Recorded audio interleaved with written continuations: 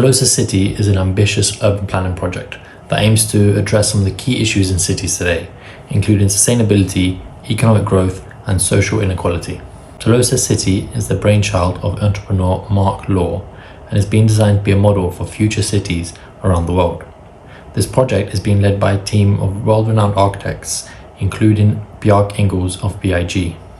Throughout the video, I'll be discussing the potential advantages and disadvantages of the project and how it compares to other urban planning projects such as the Line and New Murabba in Saudi Arabia.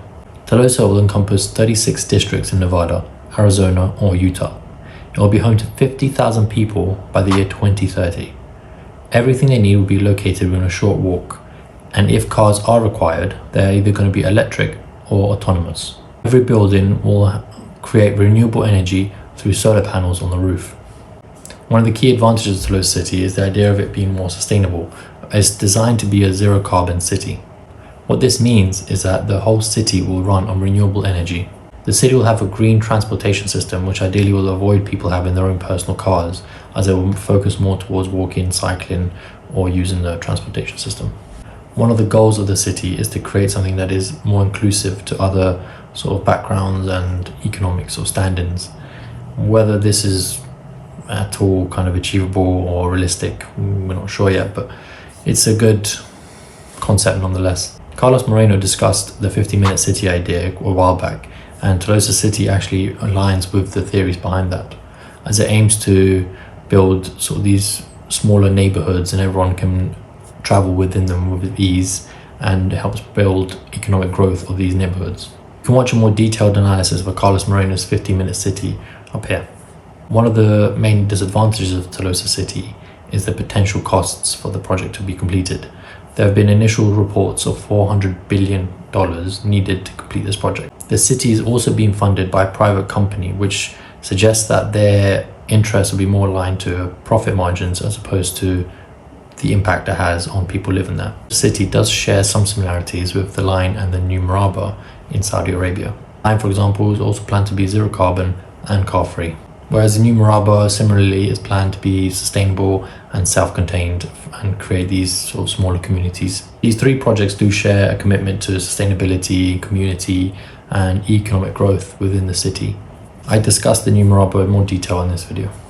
On one hand, these cities do provide a sort of fresh slate for cities to be designed more efficiently, more sustainable, and provide more economic growth within the city. On the other hand, these cities can lack the cultural richness that helps cities thrive and allows people to really appreciate the city they're living in. I appreciate the innovation and creativity that goes into these cities. I'm also on a bit of a cautious side about the potential risks of it being more about profitability as opposed to how people live and use the city on a daily basis. There's this real fear of the cities like New Murabba, Line and Telosa feeling quite sterile and abject of all kind of warmth and cultural richness that a city requires.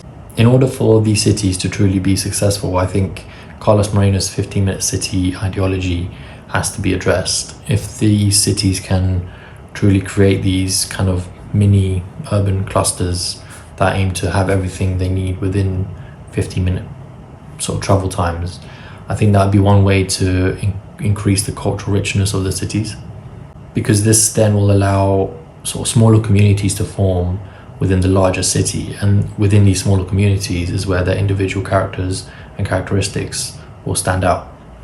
Considering 2030 is only 7 years away, it'd be interesting to see how much Telosa City actually progresses in order to reach the 50,000 residents they were discussing earlier.